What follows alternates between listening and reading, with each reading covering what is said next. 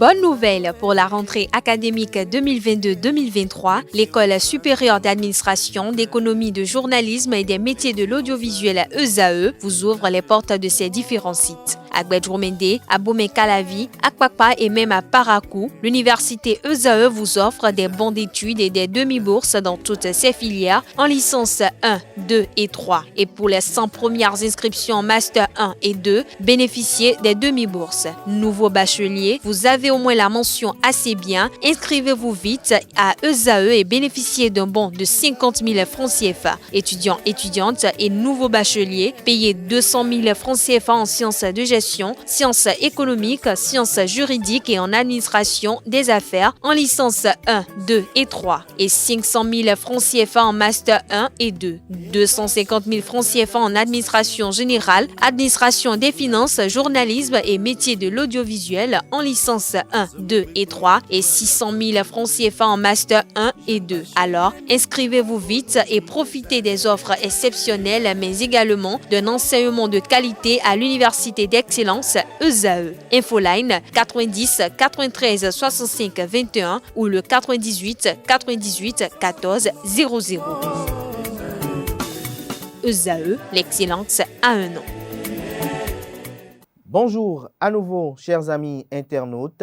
Le quotidien béninois d'information générale et d'analyse, l'informateur titre ce matin en manchette, interview exclusive sur la juridiction créée en 2018. La criette est indépendante totalement, retient le journal. Le procureur spécial se veut rassurant et compréhensif des plaintes de certains détenus. Vous avez en illustration la photo du procureur spécial après la Cour de répression des infractions économiques et du terrorisme criette. Le procureur Mario et l'homme Mettonou. L'article à retrouver en page 3. Toujours à la une de l'informateur de ce matin. Loi d'amnistie au profit des détenus et exilés dits politiques. Une nouvelle polémique s'enfle. Lazare Serruetov fait des observations au cas par cas. Avocats proches de Madougou et autres réagissent et contredisent le député de la 24e circonscription électorale. Retrouvez le point en page 5. Suscitation de candidature pour la présidentielle de 2026. Pas encore de mouvement du côté de l'opposition. L'oreille droite de la une de ce matin de l'informateur, titre Journal École, pour avoir escroqué l'ex-compagnon de la femme d'un couple condamné à 5 ans de prison que véhicule ce titre. C'est à découvrir dans les colonnes dédiées au journal École des étudiants en formation à l'école supérieure d'administration, d'économie, de journalisme et des métiers de l'audiovisuel ESAE. La Nation ce matin en manchette, marché de communication électronique au Bénin.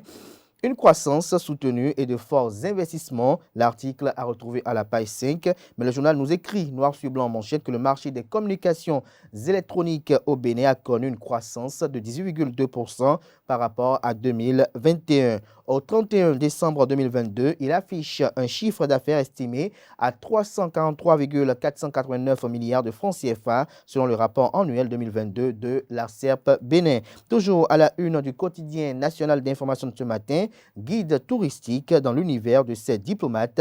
L'article à retrouver à la page 2. Toujours à la une de La Nation de ce matin, guide touristique dans l'univers de ces diplomates. Déclaration et paiement des cotisations sociales. La Caisse nationale de sécurité sociale CNSS et les pharmaciens s'accordent, nous apprend la une de ce matin de La Nation. L'article édifiant est à retrouver à la page 11. Fraternité ce matin en manchette. Après un financement de 28 milliards de francs CFA de la Banque Ouest Africaine de Développement BOAD, Vallée de l'Ouémé, l'ultime opportunité de développement. Le journal écrit en manchette avec une photo en illustration que la vallée de l'Ouémé ou la vallée de l'illusion se questionne-t-il pour une énième fois encore. Cette zone agricole du Bénin a bénéficié d'un financement de la Banque Ouest Africaine de Développement BOAD de 28 milliards de francs CFA à l'occasion de sa 136e session ordinaire le 26 juin 2023 à Abidjan.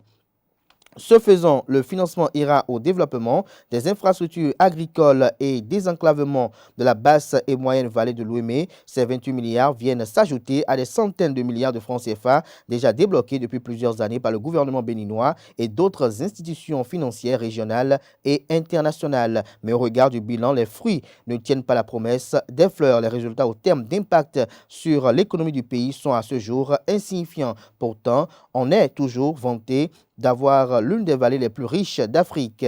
D'après les plus avertis, c'est un réservoir des espèces fauniques et floristiques grâce au réseau hydrographique qui l'alimente et on y rencontre la diversité biologique maintenue de manière participative avec les communautés locales. Retrouvez la suite de l'article du journal à la page 3 de sa livraison de ce matin. Toujours à la une du même quotidien ce matin. Déclaration et paiement des cotisations sociales aux travailleurs, la Caisse nationale de sécurité sociale, CNSS, informe et sensibilise les pharmaciens. Le matinal ce matin en manchette, infrastructure sportive, bientôt un stade international à Parakou. Les assurances du ministre des Sports Oswald Omeki. Le journal fait savoir que le ministre des Sports Oswald Omeki était dans la partie septentrionale du Bénin courant le week-end écoulé. Le patron du sport béninois a profité de l'occasion pour inspecter plusieurs secteurs de son département ministériel. Abordant une question relative à la construction du stade international de Parakou, décidé par l'exécutif béninois, le ministre des Sports a confirmé que le projet sera effectif. Toujours à la une de Le Matinal de ce matin, organisation du Hadj au Bénin, nécessité de maintenir le cap des réformes. Célébration de la fête de Saint-Jean-Baptiste au Bénin, l'Ordre de Malte réaffirme son engagement aux côtés des couches vulnérables. Matin libre ce matin en manchette, réplique des avocats de Rekia Madougou, un cours de droit au juge Serhueto. Toujours à la une de Matin libre de ce matin, appui matériel et nutritif aux sélections de catégories d'âge, Orana SA et la Fédération béninoise de handball font désormais des détails sur cet appui salvateur à la page 2 de la page de ce matin du journal qui nous propose également comme titre Centre hospitalier universitaire départemental de l'Ouémé, bientôt un service d'ophtalmologie disponible. Nous passons à présent à Le Béninois libéré. Contrôle inopiné de l'ANM dans les stations-service. C'est Primogaz la victime. Elle perdait de l'argent au profit des clients pendant que les autres les suçaient, communique le confrère ce matin. Nous restons toujours à la une du même quotidien ce matin. Football.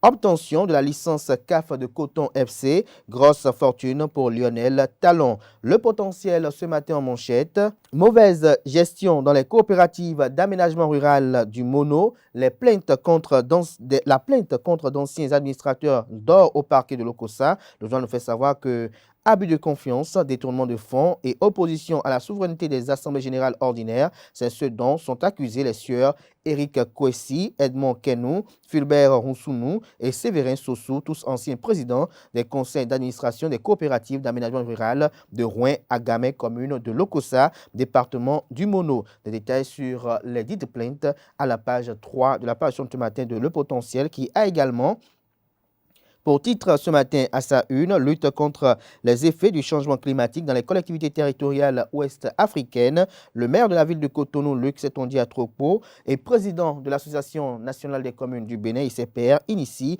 le programme Rudesse régionale. Nous passons à présent au quotidien La Nouvelle Tribune. Justice au Bénin, la criette et les doutes sur son indépendance.